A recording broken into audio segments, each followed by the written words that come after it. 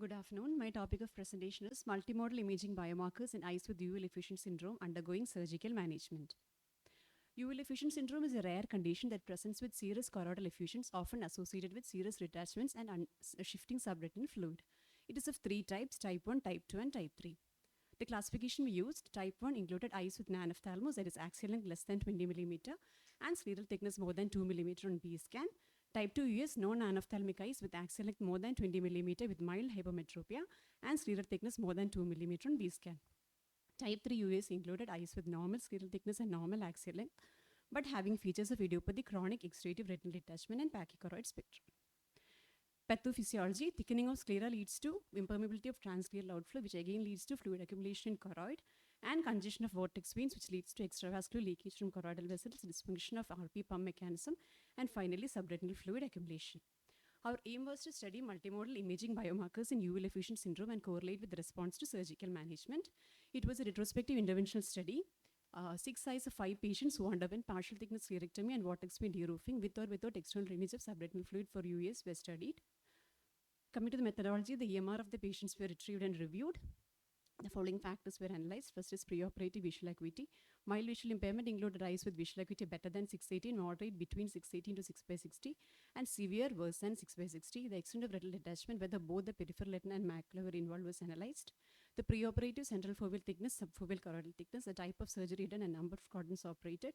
Postoperative visual acuity, whether improved, remained stable, or worsened, and postoperative central foveal thickness and subfoveal choroidal thickness.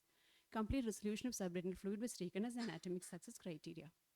Careful search was made for biomarkers in preoperative infrared image, fundus autofluorescence image, FFA, ICG, and EDI OCT image, and postoperative analysis of infrared reflectance and EDI OCT images. Coming to the results, we had the 6 eyes, and out of this eyes, 3 eyes had type 1, 2 eyes had type 2, and 1 eye had type 3 Uveal effusion syndrome. The mean age of our patients was 61.2 years. The range was between 51 to 72 years. There were 2 females and 3 males. 2 eyes had mild preoperative visual impairment, 2 eyes had moderate, and 2 eyes had severe impairment. Peripheral choroidal effusions, inferior exudative retinal detachment were present in all the eyes. Macular reserve was present in 5 eyes and absent in 1. This eye had undergone a prophylactic surgery due to other eye involvement. All patients underwent partial thickness sclerectomy and vortex vein deroofing, done in 2 quadrants in 5 eyes and 3 quadrants in 1 eye with type 1 Uveal effusion. The eye with type 3 also underwent external drainage of SRF. 2 imaging patterns were found.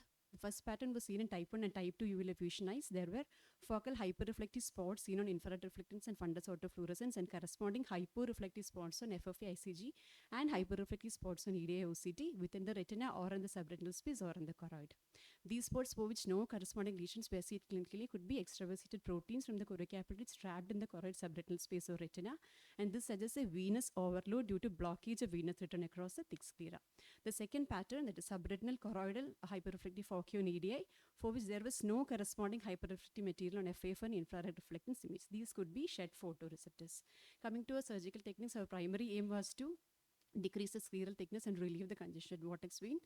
So conjunctival pyrectomy followed by muscle tagging, and partial thickness sclerectomy was done until the brownish hue of the underlying choroid was just seen, and then vortex vein was identified and deroofed. The best corrected visual acuity improved in type 2 Uveal effusion eyes from hand movements to 6/18, remained stable in all the other eyes and worsened in none. In the eye with type 1 Uveal effusion syndrome, for which no macular reserve, one eye had no macular reserve, and in all the other eyes, the central foveal thickness decreased at 1 month follow-up. The inferior exudative retinal detachment was also found to be resolving in all follow-ups in all the eyes.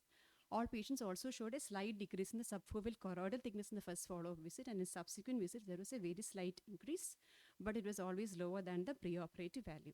The first patient had type 1 Uveal effusion syndrome, and he had peripheral choroidal effusions, inferior exudative retinal detachment, and there is focal hyperreflective material seen on the blue autofluorescence, and we can see corresponding hyperreflective area in the early phase of ICG mainly, and the OCT is showing hyperreflective area within the retina. Also, there are hyperreflective spots within the retina, in the subretinal space, and also in the choroid. And post-surgically, this patient with predominant type 1 pattern did very well with excellent anatomic and functional outcomes. Second patient had type 1 Uveal effusion syndrome.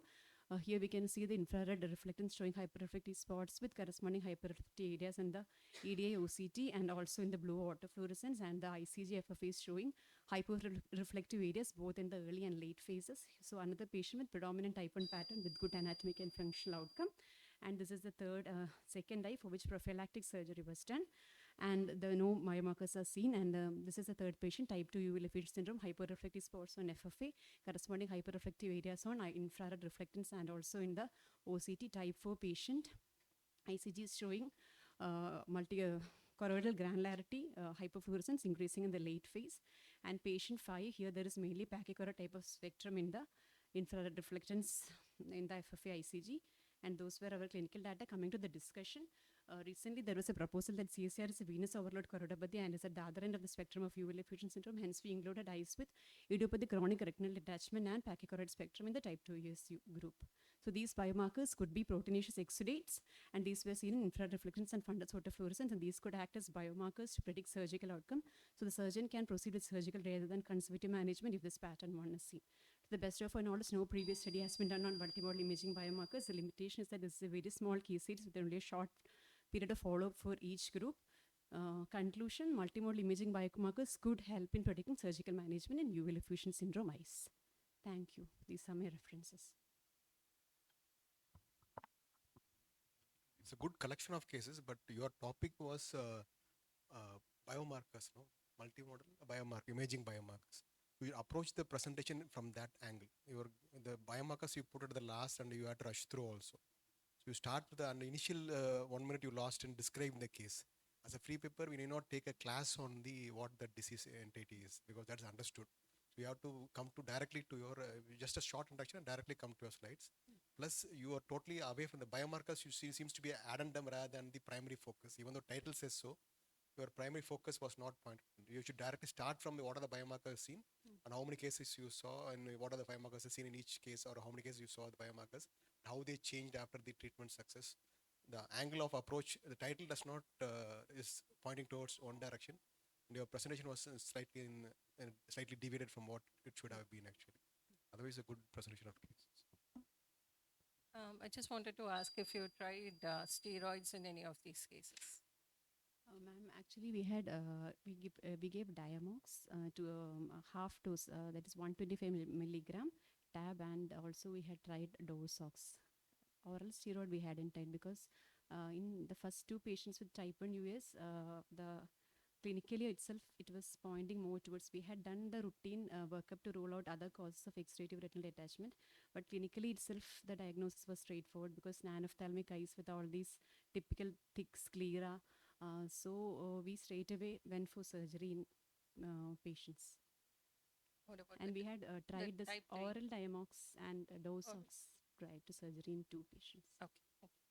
There's a Shields article, no, which says initial Yes, dose sir. of steroids should be tried. Majority of the patients are resolved with steroids. If it doesn't happen, you can do surgical management. There's an article by Shields, no, a big series.